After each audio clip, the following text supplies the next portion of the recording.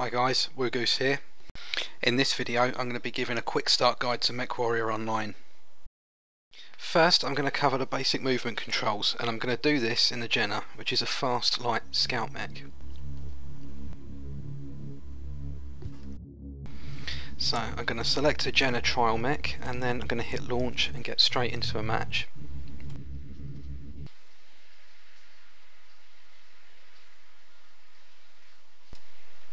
Okay, so we're going to start on a map called Frozen City, which has a low ambient temperature, and this is going to cause generated heat to dissipate quicker. I'll talk about heat in a little more detail later in this video.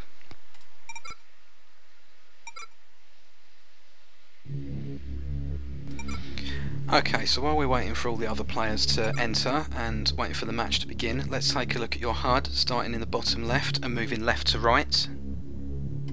You've got your armour and internal structure status indicator, the throttle indicator. If your mech has jump jets equipped, you'll see the jump jet indicator, the mini-map, the heat indicator, and the weapon grid. To increase your throttle and move forward, hold the W key, and to decrease your throttle, hold the S key. It's possible to reduce your throttle below 0, which will cause you to go in reverse.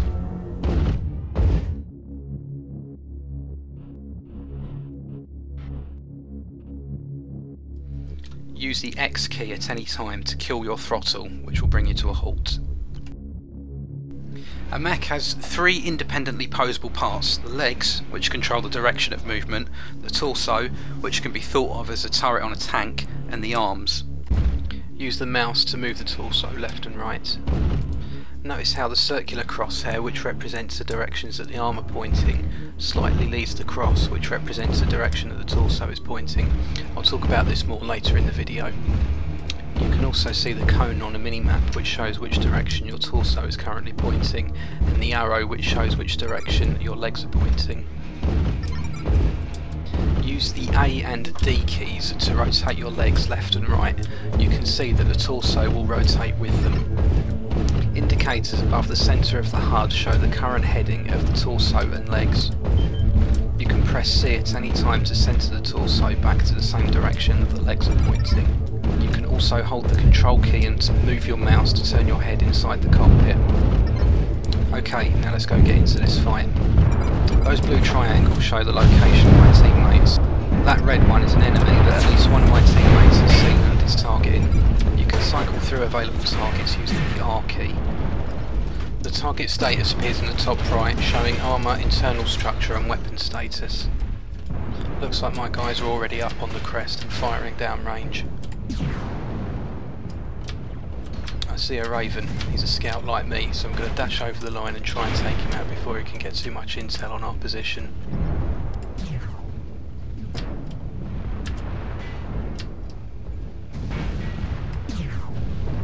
These LRMs are destined for my now dead teammate, but as you can see, quite a couple of them managed to catch me. And if you take a look at my armour status down in the bottom left, you'll see that the outline of some sections have turned yellow.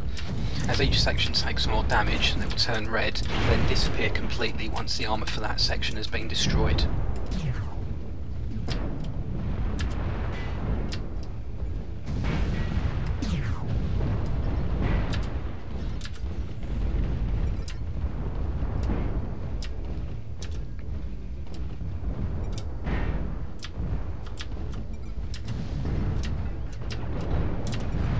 I tried to get clear of this dragon by activating my jump jets with a spacebar.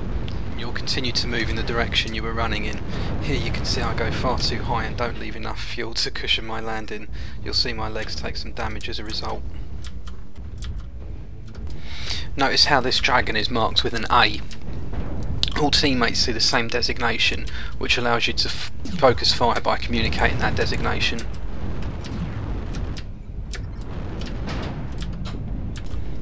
Notice that while you're mid-air with jump jets, you'll be able to continue to move your legs and set your throttle for when you land. I tried to jump this gap but end up running straight back into it.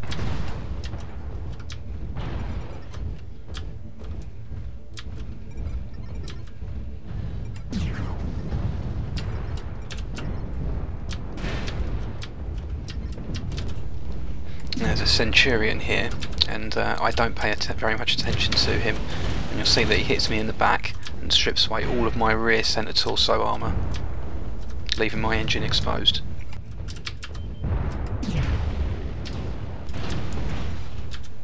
Really got to watch my back now.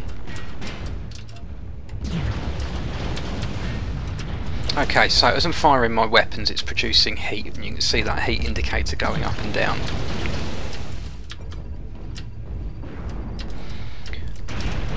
The heat is dissipated by heat sinks which are equipped on my mech. The more heat sinks you carry, the quicker heat will be dissipated.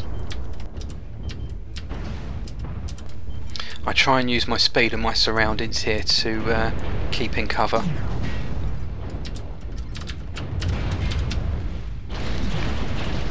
Collisions like this happen more often than you'd think, and it's important to stay disciplined and not fire straight away, as they will jump before the mechs get back on their feet. And you can see there that I got too carried away, my heat went over 100 and I shut down, and just as I power back up, a Jenner collides with. As a light mech, you're most vulnerable when standing still, and just as I'm getting back to my feet, someone finishes me off. Now once you're dead, you can stick around and spectate and watch the rest of your team, see how they get on without you, or if you prefer, you can quit there and then. If you do quit there, you'll still get the post-match bonuses once the match ends for everyone else.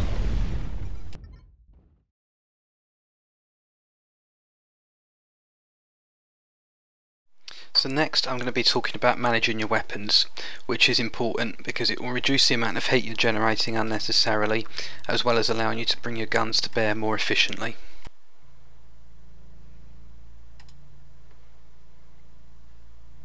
This time around I'm going to take a Hunchback trial mech, as it has a few more weapons to play with. Again, all weapons are grouped together by default. If I fire everything at once, which is known as an alpha strike, you'll see how arm mounted weapons fire towards the circle and the torso mounted weapons fire towards the cross. Notice that it only takes me 2 alpha strikes in brief succession to shut down. Let's take a closer look at the weapons grid in the bottom right. I can use the arrow keys to move the highlight left and right and up and down.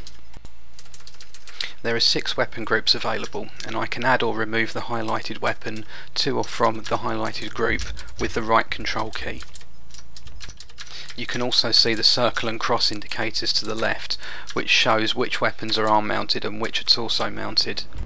The effective range of each weapon and the remaining ammo if required are also shown here. A weapon will be highlighted in green if the crosshair is in range, yellow if it is beyond the effective range, and grey if it is completely out of range. I'm going to keep my arm mounted lasers in group 1 and put my torso mounted lasers on group 2, my LRMs, my long range missiles, on group 3, and I'm going to remove the small laser from all weapon groups because I don't think I'm going to be needing it. And notice that empty triangle indicator, that denotes an enemy that's only in your line of sight. You're going to need to target him using the R key in order for any teammates to be able to target them as well. My crosshair turns red here to show that my LRMs are locked on, and I can zoom in and see that I've got a good line of sight on the enemy, so I'm going to send 20 missiles his way. Now it's important to remember that long range missiles do a minimum range of 180 metres. Don't bother firing them inside of this range because they won't do any damage.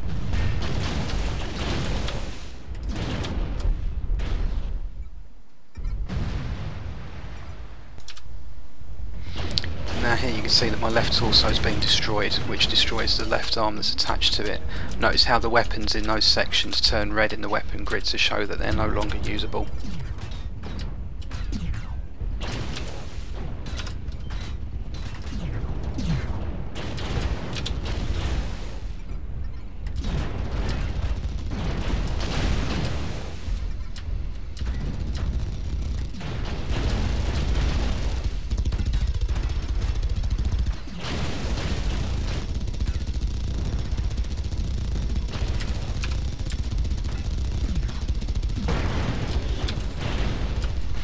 I find myself in a pretty bad position here, and it doesn't take long for an enemy catapult to turn me inside out.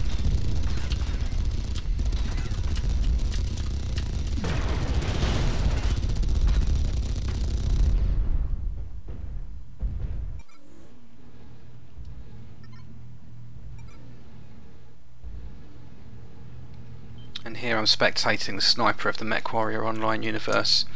It's a Gauss cat. That's a catapult featuring 2 Gauss rifles.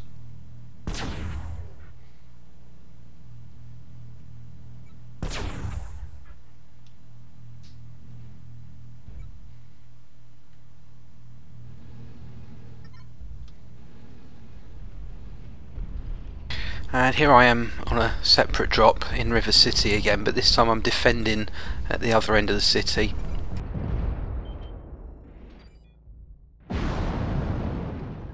And here I enable chain fire for my long range missiles. You can do that by selecting the weapon group and hitting backspace. When you set a group to chain fire, weapons will fire in that group in sequence instead of all at the same time. For example here, it allows me to fire a salvo of 10 LRMs at a time instead of 20. And that's useful if you're uncertain of a good impact.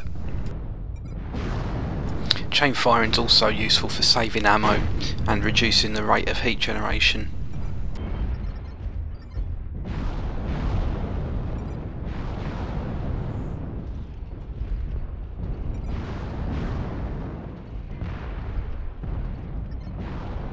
Now we need to keep it tight here, so communication with the team is a must. Press Y to show the team chat prompt. I tried to pop off a few LRMs here, but you can see that from that position they're rendered useless by terrain. I also noticed that I'm blocking a teammate's fire, so I move back to the right.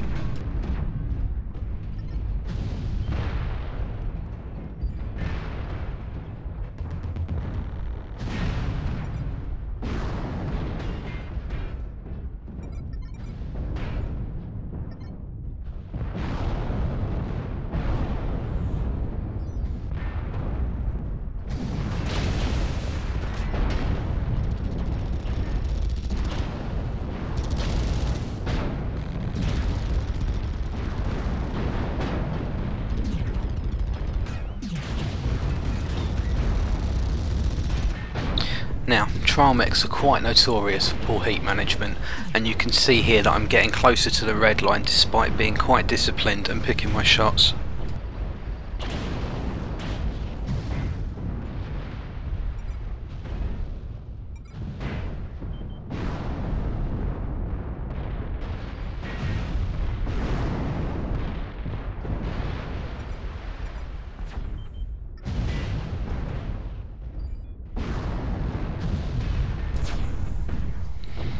I target the big gun on the hunchback's right shoulder. Taking out the big hitters is a good strategy if you're being overwhelmed.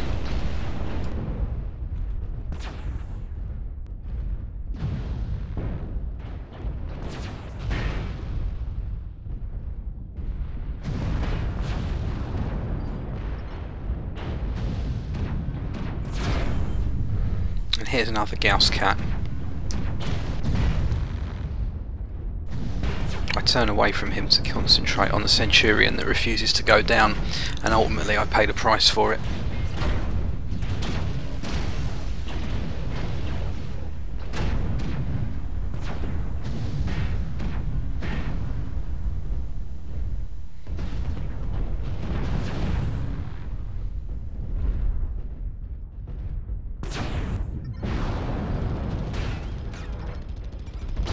Now here I'm spectating a teammate on the enemy cap, and I'm going to stick with him for a moment.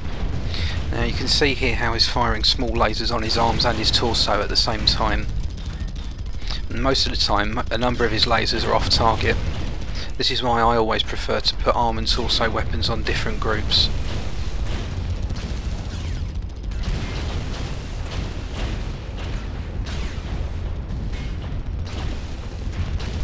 When you're circling an opponent like this, good throttle control is important. Notice how the guy I'm spectating allows a dragon to get into his blind spot, and then he really struggles to regain control of the firefight.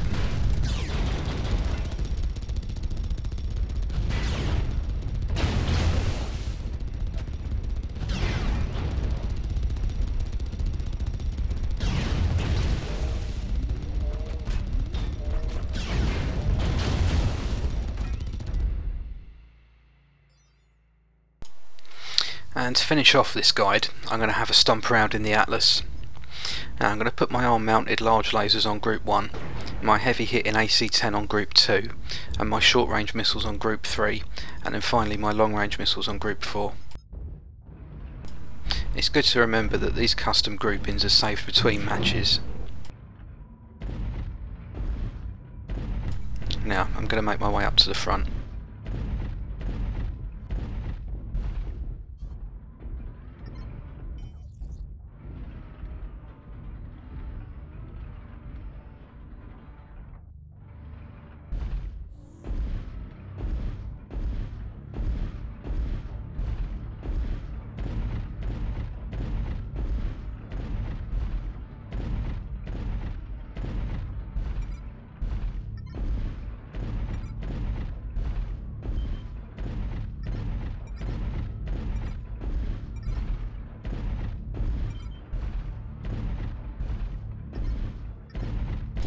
Now we've got guys down in the city and we're still not seeing anything, so it's quite likely that they've gone for a tunnel rush. And it also looks like they've got a fast mover on our cap already.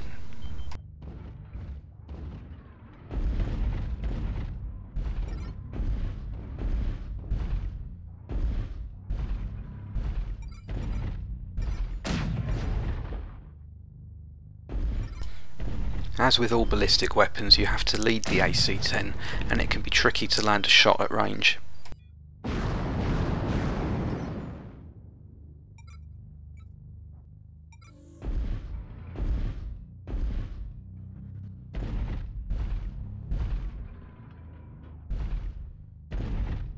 Now I hesitate about advancing here, but our defenders seem to have things covered.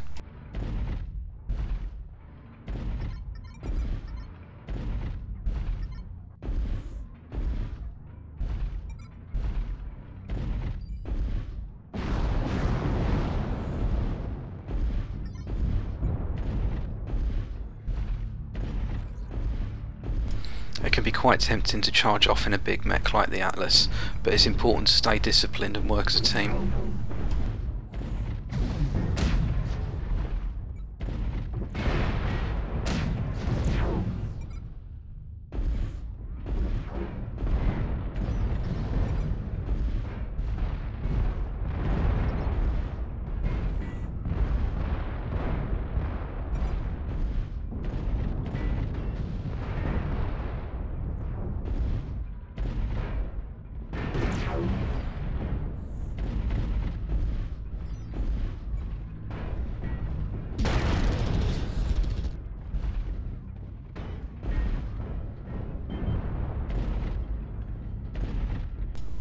Now here, a teammate runs across my line of fire, and two large lasers will cause significant damage I'd rather put on an enemy mech, so I fade my shot away from him.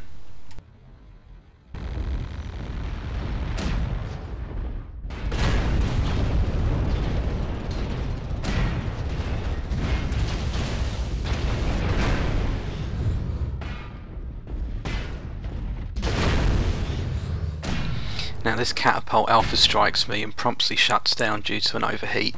I take my time, allowing my own heat to subside while finishing him off.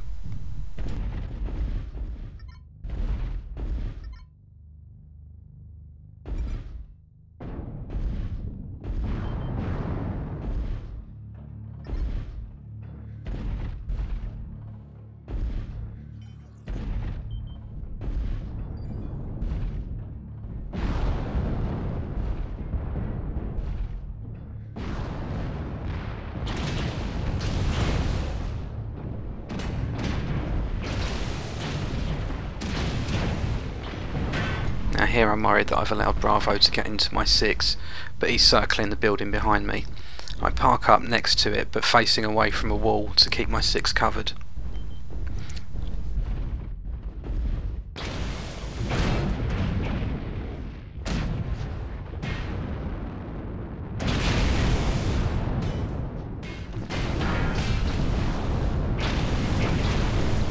Delta manages to score a few good hits on me, and I don't want to give him the chance to do it again.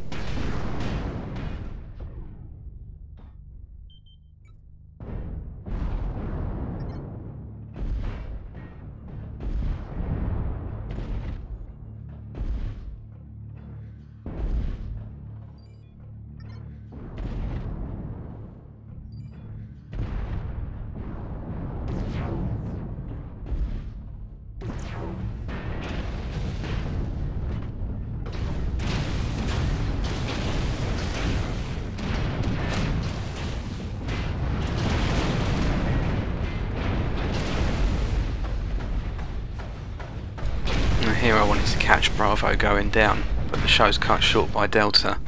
Again, he's got a good position, so I have to disengage.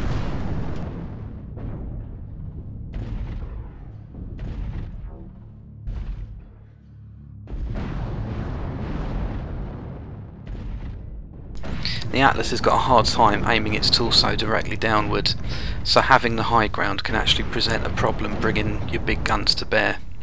So I continue onto their cap.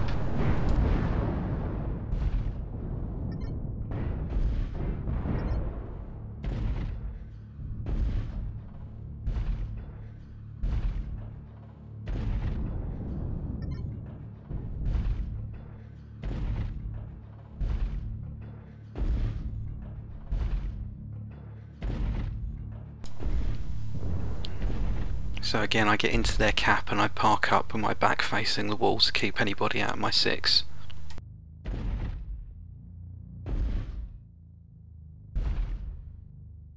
Now you need to be on the ground and inside the red square drawn on the ground in order to capture.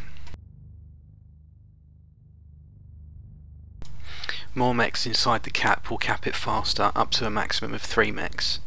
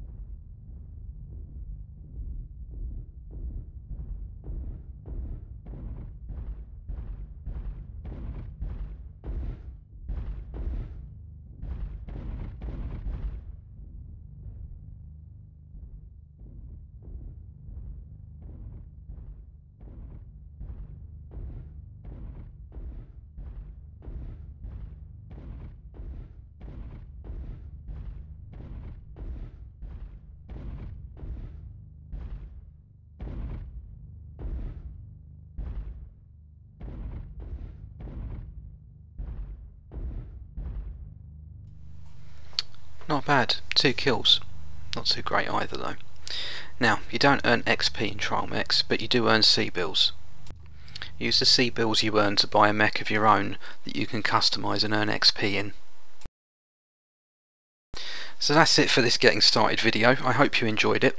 If you did, please give it a thumbs up and subscribe to my channel.